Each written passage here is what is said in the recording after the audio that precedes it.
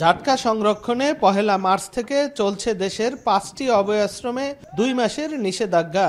কিন্তু তা উপেক্ষা করে অবৈধ পাইজালের ট্রলার দল বেঁধে ছুটছেন ভোলার মেঘনায়। গত কয়েকদিন ধরে দিনরাত নিষিদ্ধ জালের মাধ্যমে মাছ ধরছেন জেলেরা।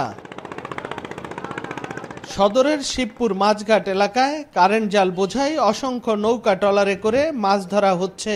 একই অবস্থা নাসিরমাঝি, তুলাতুলি, কাছিয়া, ইলিশা ও দৌলত খানের মাঝির ঘাট, চরপাতা ও মদনপুর সহ মেঘনার বিভিন্ন এলাকায়। ঝাটকা সহ বিভিন্ন মাছ বোঝাই করে ঘাটে ফিরছে জেলে ট্রলারগুলো।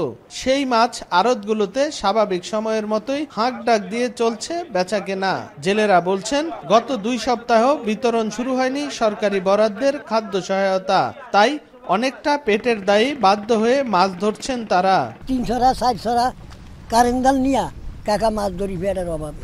সরকার আমাকে কিছু দেয় না। জাল কাটার চাইলে আমরা চাইল পাই নাই, কিছু খাই নাই, এই জন্য আমরা নইতে গেছি। ঠেকা ফেরা নদীতে যায়, সমিতি আছে, কিস্তি আছে, রমজান মাস তারা চাউল কিনা ভাত খেতে হবে। তবে নিষেধাজ্ঞা অমান্যকারীদের বিরুদ্ধে অভিযান জোরদার করার পাশাপাশি সহায়তার চাল শীঘ্রই বিতরণের কথা জানায় মৎস্য বিভাগ।